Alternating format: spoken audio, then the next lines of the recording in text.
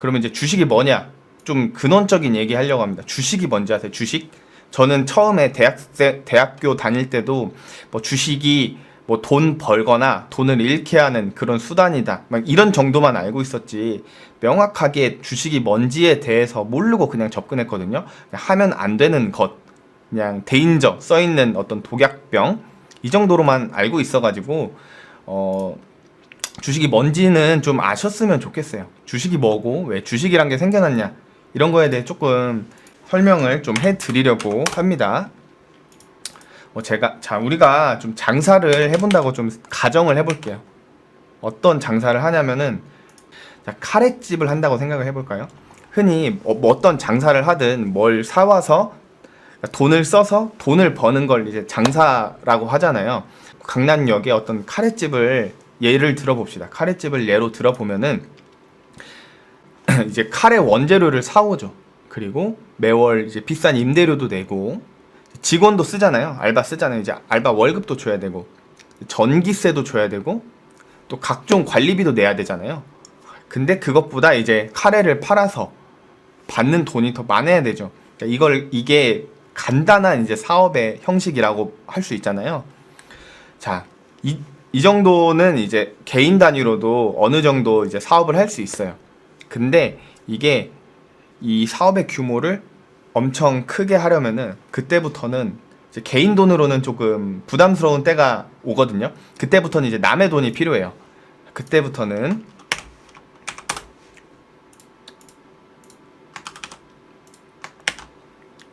남의 돈이 필요하는데 규모를 조금 키워봅시다.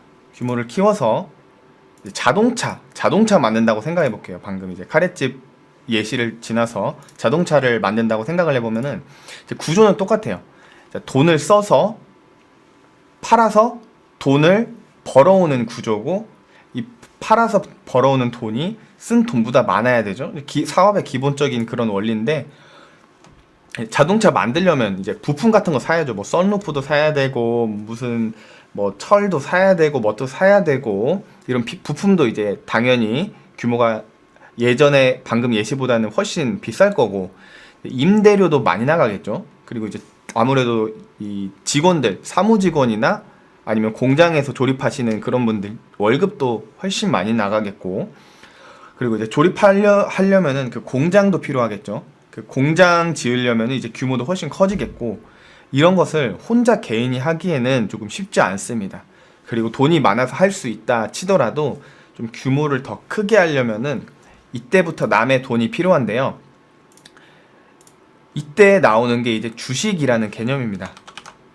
남의 돈이 필요한데, 자, 그러면 남의 돈에는 크게 두 가지가 있어요. 남의 돈을 쓰는 것은 크게 이제 두 가지로 구분이 되는데요. 보이다시피 이제 부채랑 자본입니다. 부채랑 자본이고, 크게 다른 점은 부채라는 것은 돈을 갚아야 되는 거고요. 자본이란 것은 이제 돈을 갚지 않아도 되는 그런 형태예요. 자, 법인이라고 왼쪽에 써 있는데 이거는 보통 회사 생각하시면 돼요. 자, 부채 먼저 볼게요. 부채는 뭐 흔히 은행 가서 빌리는 걸 이제 부채라고 생각하시면 돼요. 원금을 이제 은행 가서 빌려와요. 그러면은 매 기간마다 이자 내야겠죠? 가져오면은 이제 여기 보시면 텍스 프러쉬, 자, 이렇게 원금을 가져와요. 원금을 가져오면은 반대급부로 이제 이자를 지급해야죠. 이자를 지급하고 이제 만기일에 원금을 다시 돌려줘야 돼요. 갚아야 돼요, 부채는. 근데 이제 뭐이 부채를 흔히 저희는 이제 채권이라고도 많이 해요. 원금 빌려서 이자랑 원금 갚는 것을 이제 부채 또는 채권이라고 하고, 반대로 이제 자본이란 게 있는데 이거는 이제 자본금을 받으면은 배당이란 걸 해줘요. 배당이란 걸 해주는데, 이제 채권에서는 원금을 갚았잖아요. 자본은 원금을 갚는 개념이 아닙니다. 갚는 개념이 아니고 소유권을 줍니다. 소유권이 뭐냐? 이 소유권이라고 하는 건 이 회사의 주인이 되는 거예요. 저의 주인이 대해주세요 하는 거예요. 저의 주인이 대해주세요. 이 소유권을 그리고 증명하는 이 증서가 주식이에요. 주식을 가지고 있다? 그러면 이제 이 회사의 소유권을 가지고 있다라고 생각을 하시면 됩니다.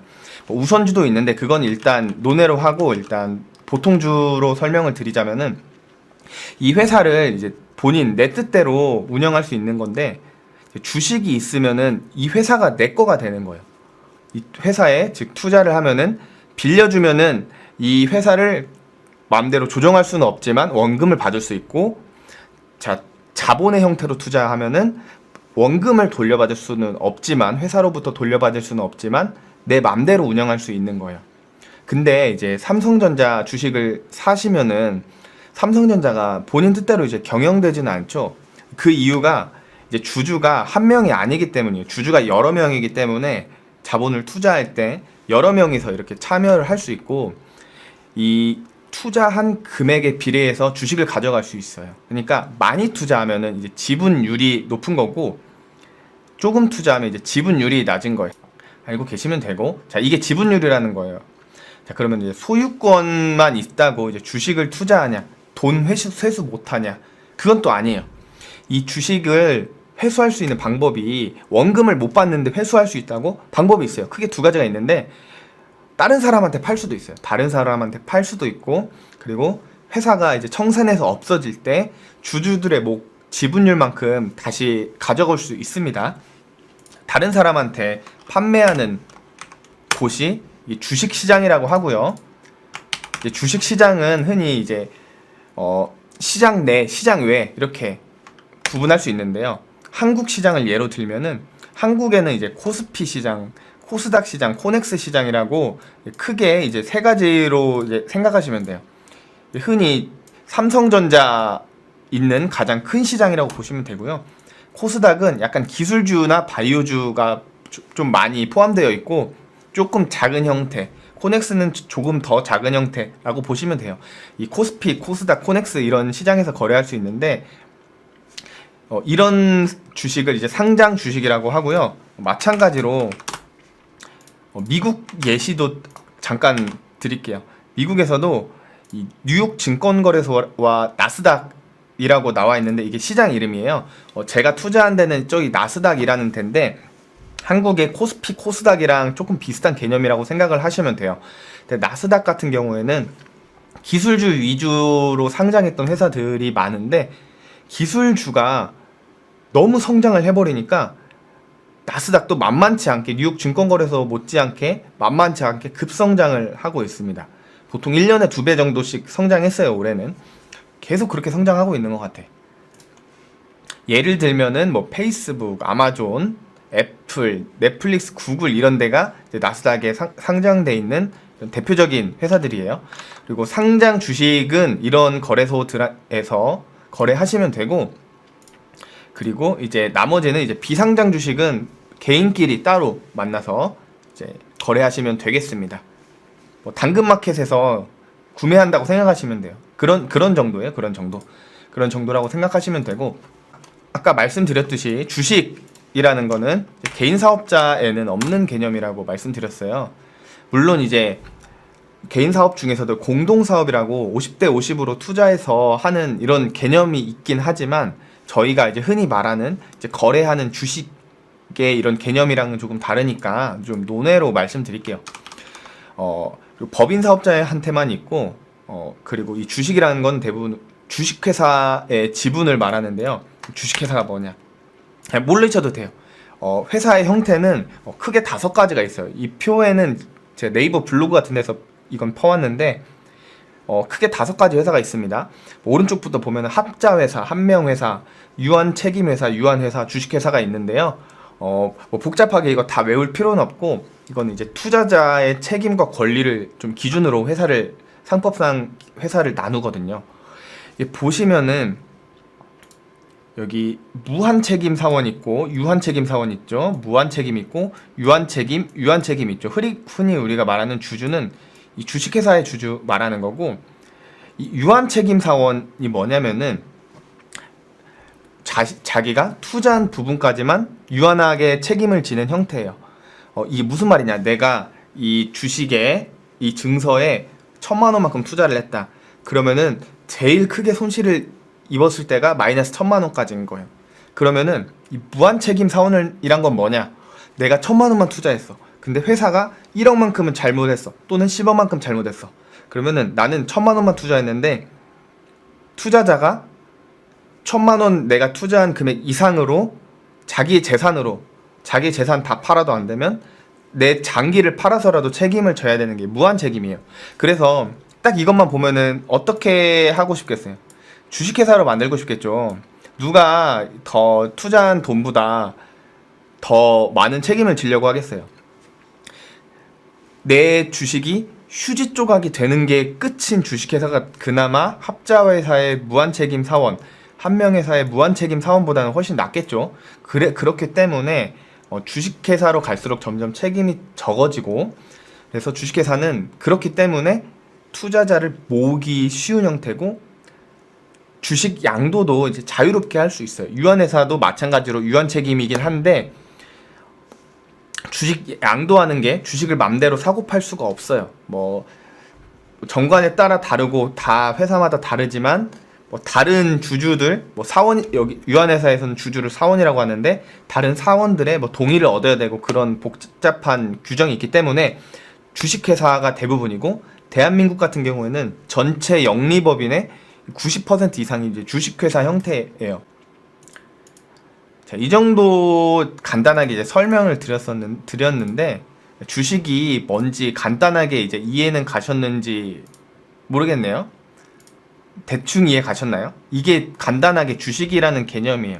회사 입장에서 크게 사업을 하고 싶어서 남의 돈을 쓰는 건데, 이제 갚지 않아도 되는 돈, 하지만 나의 소유권을 넘기는 그 증서가 주식이다.